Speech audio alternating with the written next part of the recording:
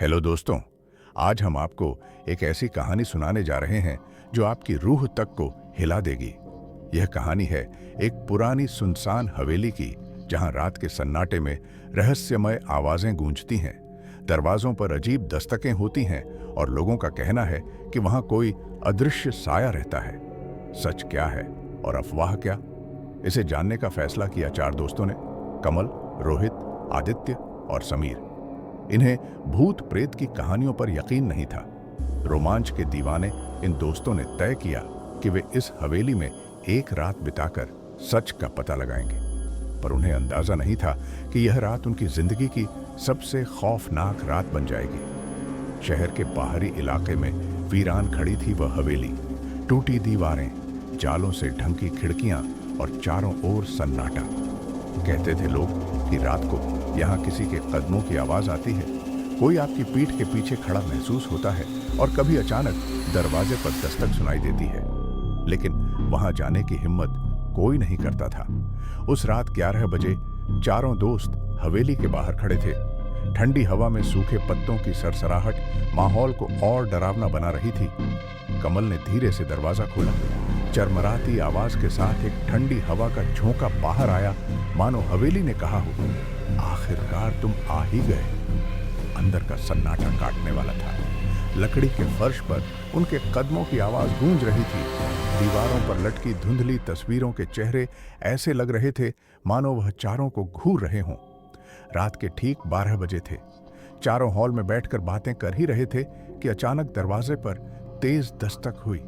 सबकी सांसें थम गईं। समीर ने घबराकर कहा, यह मजाक तो कोई नहीं कर रहा? कमल ने गंभीर स्वर में जवाब दिया, हम चारों यहां हैं तो बाहर कौन हो सकता है? आदित्य ने हिम्मत जुटाई और दरवाजे तक गया। जैसे ही उसने दरवाजा खोला, बाहर कोई नहीं था। पर तभी उसे सीढ़ियों पर एक काली परछाई खड़ी दिखी जो धीरे धीरे नीचे उतर रही थी।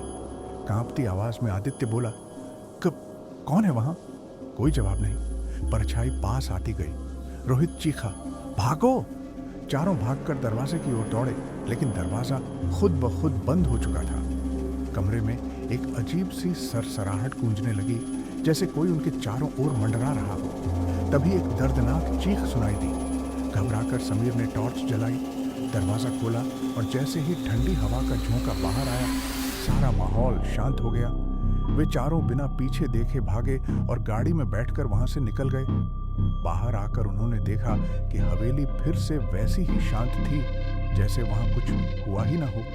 लेकिन कमल ने जब खिड़की की ओर देखा तो उसके रोंगटे खड़े हो गए। एक चेहरा उसे खिड़की से घूर रहा था, सीधा उसकी आंखों में। घर पहुंचकर सबने राहत की सांस ली, मगर तभी समीर के कंधे पर गहरे नाखूनों के निशान दिखे। क्या कोई उनके साथ ऐसा हुआ था? तो दोस्तों, यह थी शापित हवेली की कहानी। क्या यह सच था या महज उनका वहम? कमेंट में बताइए। क्या आप इस हवेली में रात बिताने की हिम्मत करेंगे? अगर कहानी पसंद आई हो तो लाइक करें, चैनल को सब्सक्राइब करें और बेल आइकन दबाना न भूलें, क्योंकि अगली कहानी और भी डरावनी होगी।